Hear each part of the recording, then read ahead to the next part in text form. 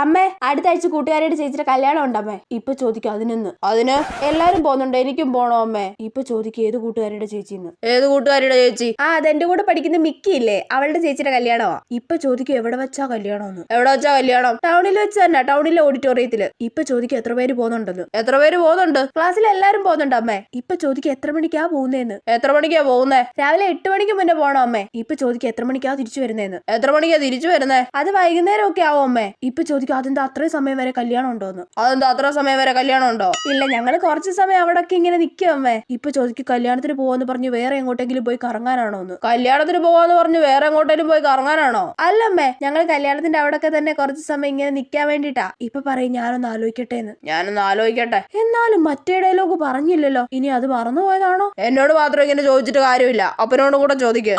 ഇപ്പൊ കംപ്ലീറ്റ് ആയി. ഈ ഡയലോഗ് കേൾക്കാഞ്ഞിട്ട് ഞാൻ ആകെ ടെൻഷൻ അടിച്ചു പോയി.